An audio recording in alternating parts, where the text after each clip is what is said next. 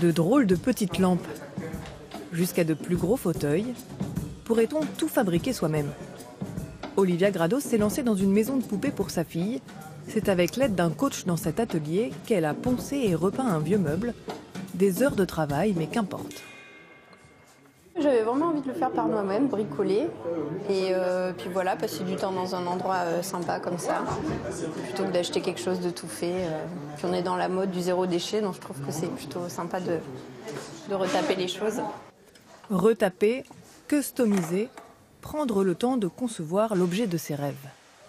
On ne trouve pas forcément ce qu'on veut dans les magasins et tout le monde a la même chose, donc c'est plus original de fabriquer soi-même des objets. Faire soi-même est devenu une vraie tendance. 80% des Français pratiquent une activité manuelle. Cette enseigne de bricolage l'a compris et accueille de plus en plus de clients avec l'envie d'apprendre.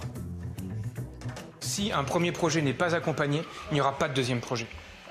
Par contre, un premier projet qui est bien accompagné, où la personne prend du plaisir, elle va vouloir faire un deuxième, un troisième, un quatrième. Michel Massé fabrique une commode pour sa nouvelle maison. Il a choisi du bois français pour réaliser ce meuble à son goût, en maîtrisant l'ouvrage. Et donc après, on va venir faire le perçage.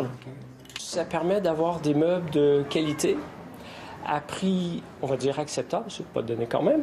Et il y a le sens que ça donne de faire soi-même ces meubles.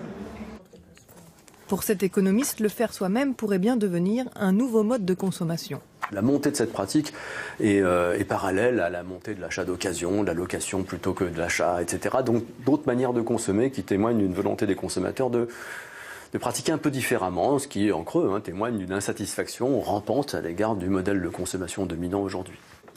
Pour celui qui fait, fabriquer reste avant tout un plaisir. Cela pourrait bien être même la voie du bonheur.